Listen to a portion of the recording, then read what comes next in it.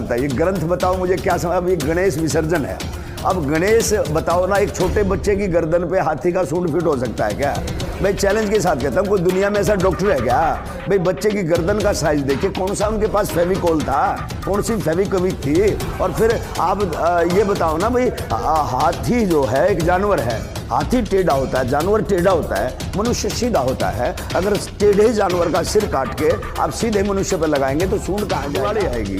दिवाली के दिन कहेंगे कि भाई दिवाली के दिन लक्ष्मी माता आएगी और घर में घी के दिए जलाए रखना, घी के दिए जलाना, खूब मोमबत्ती लगाना, लड़ियाँ लगाना। और लक्ष्मी माता का वाहन उल्लू बताते हैं। अब उल्लू को साले को रोशनी में दिखता नहीं, वो किसको लेके जाएगा भाई, किसके यहाँ लेके जाएगा? ये बताओ ना भाई, सच्चाई में इस देश में औरतें जब पढ़ लेती है तो सीधी नरक में जाएगी। कौन सा नरक है भाई? भगवान का भजन नहीं करोगे तो तुम नरक में जाओगे, तुम्हें नरक में जगह मिलेगी, तुम्हें वहां तेल के कढ़ाई में भूना जाएगा, फलाना ढिमका। इस तरह से हमारे लोगों को डरा करके ये लोग चंदा वसूल करते हैं। जैसे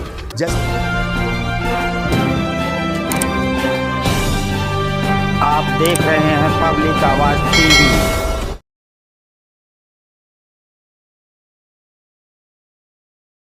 आवाज आ रही है और आवाज ऐसी जगह से आ रही है, आप विश्वास नहीं करोगे। जो मोदी जी के आर्थिक सलाहकार हैं वो कह रहे हैं कि संविधान पुराना हो गया, नया संविधान की जरूरत है, इसे बदला जाए।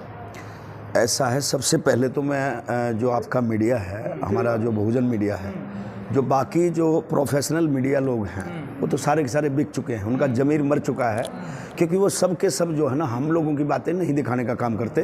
तो आप लोग जो बहुजन मीडिया है ये समाज में अपनी बात, हमारी बात पहुंचाने का काम करते हैं। सबसे पहले मैं पूरे सारे मीडिया लोगों का मैं बहुत बहुत धन्यवाद साधुवाद करता हूँ, सभी साथियों को। जय भीम, जय भारत। दूसरी बात यह है कि वो लोग बड़े चतुर और चालाक लोग हैं भाई। अब समाज के लोग कब समझेंगे ये बताओ? अब यहाँ पे संसद भवन का उद्घाटन हुआ, अब कहने को ये हमें सम्मान देते कि भाई दलित राष्ट्रपति इन्होंने बढ़ा दिया, लेकिन राष्ट्रपति जैसे दलित बढ़ाया, जब सुप्रीम पावर होता है, देश का पहला व्यक्ति होता है, और जब संसद भवन का उद्घाटन हुआ तो उसमें हमारे राष्ट्रपति को नहीं बुलाया गया। लोग कब समझेंगे इस बात को, कब समझेंगे? क्योंकि जो सेंगोल था, अब इससे देखो आप क्या पड़ा, सेंगोल से उन्होंने संसद भवन का उद्घाटन किया। सेंगोल का क्या है कि ब्राह्मण लोग जो थे, जो आपस में राज का ट्रांसफर करते थे, उसमें सेंगोल देते थे एक दूसरे को, जबकि इस देश का जो राष्ट्रीय चिन्ह अशोक स्तंभ है, तो उसको दरकिनार करके, राष्ट्रपति को दरकिनार करके पूरा का पूरा मनवादी सिस्टम, मनवाद इन लोगों ने संसद भवन में तैयार कर दिया। और इसमें आपने जो बात कही वो 101% सत्य है कि वो लोग संविधान को चेंज करने जा रहे हैं और हमारे लोग आपस में लड़ रहे हैं। तो मैं अपने समाज के लोगों के लिए भी एक सॉन्ग मैंने किया कि हम सबको एक मंच पे आना होगा रे, मेरे भीम का संविधान यो बचाना होगा रे। तो लेकिन अब करें क्या भाई? इसका तो क्या मैं लग रहा है आपको बच पाएगा संविधान? संविधान तो ऐसा है, जब बाबा साहब अम्बेडकर एक ऐसा बीज बो करके चले गए, मानवर साहब श्री कांसीराम जैसे इस संसार में हमारे लिए देवता पैदा हो गए, हमारे लिए भगवान पैदा हो गए, जिन्होंने जागृति पैदा कर दी। बहन कुमारी मायावती हैं, भाई चंद्रशेखर भी अच्छी लड़ाई लड़ रहा है। तो हमारे अब बामन मेश्राम है, इधर से बहुत सारे लोग अपने अपने दलों में काम करने का काम कर रहे हैं। लेकिन मैं उनको यही कहना चाहूँगा, डराते क्यों वहाँ पर समाज को? कैसे, किस बात पे डराने का काम है? डराना तो ये यार, संविधान बदला जाएगा, मनुस्मृति लागू होगी, ये तो एक बात था। वो लोग पावरफुल लोग हैं, उनके पास सारी चीज़ें हैं। तो इस तरह से अगर हम लोग अब संविधान को कहाँ उन लोगों ने छोड़ा है ये बताओ?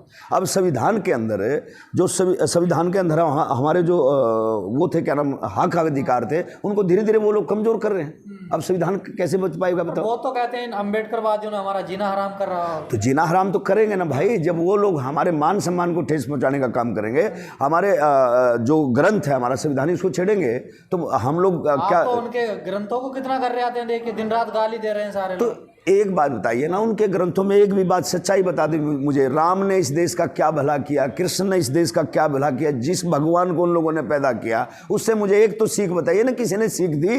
कृष्ण भगवान ने, उनके शास्त्रों में लिखा है कि कृष्ण भगवान के पास 16,108 रानी थी। काहे का इंसाफ है भैया?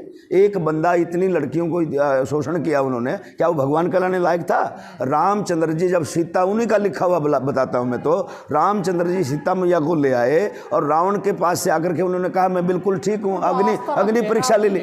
अरे काहे कि भाई वो उनकी आस्था ना, हमारी तो आस्था नहीं, हमारी तो आस्था बाबा साहब में है ना, हमारी तो आस्था महापुरुष। प्रत्यक्ष को प्रमाण की आवश्यकता है। एक बताइए, वो लोग कहते हैं सबसे पहले विद्यालयों के अंदर, कॉलेजों के अंदर सरस्वती माँ को पूजो। भाई सरस्वती के पास कितनी डिग्रियां थी ये बताइए, सरस्वती का जन्म कहाँ हुआ? अब सरस्वती हमारे लिए अगर कोई है तो सावित्रीबाई फूले है, जिन्होंने इस देश के अंदर महिलाओं की बेड़ियां तोड़ने का काम किया। महिलाएं इस देश में पढ़ नहीं सकती थी, अरे जिन महिलाओं ने उनको पैदा किया, जिन महिलाओं की कोख से उन्होंने जन्म लिया, उसको भी नहीं बख्शा। महिला को भोग विलास का सम्मान वो लोग समझते थे, लेकिन महिलाओं को सम्मान किसने दिया? ज्योतिबा फूले ने दिया, सावित्रीबाई फूले ने दिया, जिसके कारण आज हमारी बहन बेटियां पढ़ लिख कर अच्छा चल रही हैं। और हर समाज की बेटियों के लिए किया, हर समाज की बेटियों के लिए किया। तो उनके जो ग्रंथों में जो लिखा है, वो जो समझाने का काम करते हैं, कहीं ना कहीं उनका झूठ पकड़ा। आप लोग समझ नहीं पाते ना उनका अर्थ, आप पढ़े हुए नहीं है, इतने समझते नहीं है उनके। यार एक बात बताइए, ग्रंथ बताओ मुझे क्या समझ। अब ये गणेश विसर्जन है, अब गणेश बताओ ना, एक छोटे बच्चे की गर्दन पे हाथी का सूंड फिट हो सकता है क्या? मैं चैलेंज के साथ कहता हूँ, कोई दुनिया में ऐसा डॉक्टर है क्या?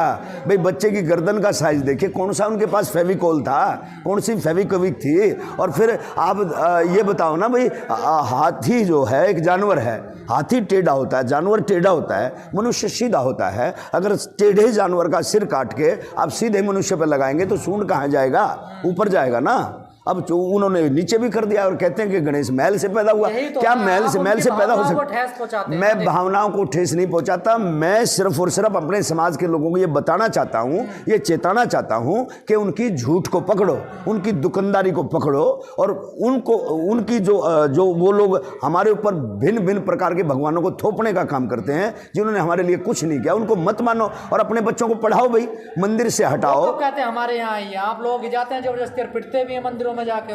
भाई वो लोग नालायक लोग हैं ना, फिर जो वहां जाके पिटते हैं नालायक लोग। अब बाबा साहब, अब मंदिर के अंदर बाबा साहब अम्बेडकर ने देखा, जब अंग्रेजों का समय था, सबसे पहले कालाराम जो मंदिर था, उस मंदिर में प्रवेश भी बाबा साहब अम्बेडकर ने कराने का काम किया। और वो सिर्फ इसलिए किया था कि भाई मंदिर में तुम्हें कुछ मिलेगा नहीं, लेकिन बाबा साहब अम्बेडकर बड़े अनुभवी थे। उन्होंने सोचा भाई अंग्रेजों का ध्यान वैसे तो हमारे तरफ आ नहीं रहा, और अंग्रेज अफसरों का ध्यान हमारी तरफ आएगा कि हमारे लोगों को कितना प्रताड़ित करते हैं। मंदिर में जब जाते हैं तो हम लोगों को रोकने का काम करते हैं। ये दिखाने के लिए बाबा साहब ने कहा था चलो मैं मंदिर में प्रवेश कराता हूँ। उन्होंने ये नहीं कहा था कि आप मंदिर में ही जाना। बाबा साहब ने कहा जब तुम सुबह उठोगे आपको 2 घंटी सुनाई देंगी, 1 घंटी मंदिर की बजेगी, 1 घंटी विद्यालय की बजेगी। तो जब मंदिर की तरफ अगर आप जाओगे तो बेवकूफ कहलाओगे। हिंदू बना रहने में क्या दिक्कत है? हिंदू कोई धर्म ही नहीं है। हिंदू किसको बोलते हैं आप? हिंदू कोई हिंदू कोई धर्म नाम की चीज ना। 70-80 साल पहले किसी किताबों में, किसी ग्रंथ में मुझे दिखा दो कोई हिंदू शब्द है। हिंदू कोई शब्द है ही नहीं। हिंदू नाम का कोई धर्म नहीं है। ये तो सिर्फ हमारे ऊपर थोपा गया। जो बहुजन समाज के लोग हैं, खासकर जो बैकवर्ड समाज के लोग हैं, अपने आप को हिंदू मानते हैं। जब कोई लड़ाई होती है, हिंदू को मुसलमान से लड़ाना हो तो हमें हिंदू बना देते हैं, और जब कोई बात होती है प्रताड़ित करते हैं, फिर दलित आ जाते हैं, फिर चूड़े चमार धानक धोबी मनियार सुनार आ जाते हैं, जाट आ जाते हैं। ये किसी के सुनते तो है नहीं भाई। आप उनकी संस्कृति को खत्म कर रहे हैं। देखिए मैं संस्कृति को खत्म नहीं कर, वो अपनी संस्कृति चलाओ, मैं अपने समाज के लोगों को बचाने का काम कर रहा हूं कि मेरा समाज वहां ना जाए, उनकी पूजा पाठ ना करें, क्योंकि झूठ है भाई। पकड़ दो उनको। अब दिवाली आएगी, दिवाली के दिन कहेंगे कि भाई दिवाली के दिन लक्ष्मी माता आएगी और घर में घी के दिए जलाए रखना, घी के दिए जलाना, खूब मोमबत्ती लगाना, लड़ियाँ लगाना, और लक्ष्मी माता का वाहन उल्लू बताते हैं। अब उल्लू को साले को रोशनी में दिखता नहीं, वो किसको लेके जाएगा भाई? किसके यहाँ लेके जाएगा? ये बताओ ना भाई। सच्चाई को पकड़ो ना भाई, सच्चाई को पकड़ो यार। किसी का झोटा वाहन बना दिया, किसी का कुत्ता वाहन बना दिया, किसी का गुरुड़ वाहन। अरे क्या था ये? क्या सिस्टम था बताओ? है ये सारा का सारा जो समाज के अंदर बुराई फैली हुई है, इस बुराई को मैं मिटाने का काम करता हूं। और मैं चाहता हूं समाज के लोग पढ़ें, समाज के लोग अपने बच्चों को पढ़ाएं। मंदिर में घंटा बजाने से तुम्हारा भला होने वाला नहीं है। अपने बच्चों को अगर पढ़ाओगे तो तुम्हारा जीवन सुरक्षित होगा। अगर बच्चे पढ़ेंगे तो तर्क वितर्क करेंगे और सवाल करेंगे। ये चाहते नहीं, ये चाहते हैं कि इनके बच्चे अनपढ़ रहें, सवाल ना करें। ये तो यही चाहते हैं भाई, मूर्ख बना करके हम लोगों पे राज करते रहें। तो क्या करोगे? पढ़ लिख करके मान सम्मान की जिंदगी जिएंगे भाई। अगर नौकरी ना भी ये लोग देते हैं तो पढ़ा लिखा व्यक्ति सवाल तो कर सकता है, सरकार से सवाल तो कर सकता है भाई हमारे साथ आप गलत कर रहे हो, आप सही कर रहे हो, तर्क वितर्क तो कर सकता है। ये पढ़ा लिखा व्यक्ति कर सकता है। बाबा साहब, इन्हें इसी बात का डर है। अगर बाबा साहब पढ़े लिखे नहीं होते तो क्या संविधान लिख पाते? मानवर कांशीराम साहब पढ़े लिखे नहीं होते, क्या इस मुहिम को चला पाते? तो हमारे जो महापुरुष हैं वो पढ़े तभी तो जाना ना। ज्योतिबा फुले ने देखा भाई इस देश में नारियां नहीं पढ़ती, इस देश में औरतें जब पढ़ लेती हैं तो सीधी नरक में जाएगी। कौन सा नरक है भाई? मैं तो हवाई जहाज में भी बैठ लिया, मैं तो मानी बहन जी के साथ भाई हेलीकॉप्टर भी बैठा, मैंने देखा ऊपर कहाँ स्वर्ग है कहाँ नरक है। और ये लोग इतना बड़ा डराते हैं हम लोगों को, हमारे लोगों को इतना डराते हैं कि अगर तुम भगवान का भजन नहीं करोगे तो तुम नरक में जाओगे, तुम्हें नरक में जगह मिलेगी, तुम्हें वहाँ तेल के कढ़ाई में भूना जाएगा, फलाना ढिमका। इस तरह से हमारे लोगों को डरा करके ये लोग चंदा वसूल करते हैं। जैसे जैसे बैंकों के नाम होते हैं, जैसे बैंकों में पैसा जमा करवाते हैं, जैसे नेशनल बैंक हो गया, पंजाब नेशनल बैंक है, पटियाला बैंक है, भाई तेरा कैनरा बैंक है, HDFC बैंक है, ICICI बैंक है। इन बैंकों के जो नाम है वहाँ पैसा जमा कराओगे तो वापस आने की उम्मीद है। लेकिन जो इनके बैंकों में आप पैसा, अब ये देखो ना, कोई भी आपदा आ जाती है, कोई आपदा आती है किसी मंदिर से, वैसे कहते हैं इतने इस मंदिर में इतना करोड़ रुपया है, कोई आपदा आती कोई रुपया देता है? अब कोरोना में हमारे कितने लोग बर्बाद हुए, कितने लोगों को खाना नहीं मिला, किसी मंदिर से दान आया? लेकिन तथागत बुद्धिज्म के जो लोग थे उन्होंने दिया, करोड़ों रुपया दिया, दान किया इस आपदा के लिए भाई लड़ाई। आज ही के ही दिन बाबा साहब ने 14 अक्टूबर 1956 को हिंदू धर्म छोड़ दिया था जी, और बौद्ध धर्म अपना लिया था। कैसे? इसीलिए तथागत बाबा साहब अम्बेडकर ने इसीलिए इस धर्म को अपनाया कि इस धर्म के अंदर सबको सम्मान मिलता है, इस धर्म के अंदर तर्क की कसौटी पर सवाल करने का अधिकार मिलता है। इसलिए बाबा साहब ने इस धर्म को अपनाने का काम किया।